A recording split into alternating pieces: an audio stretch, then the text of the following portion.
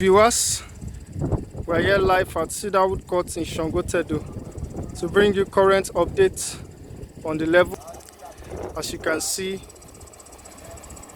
work is ongoing in preparation for the internal road in the estate. Our workers are on site.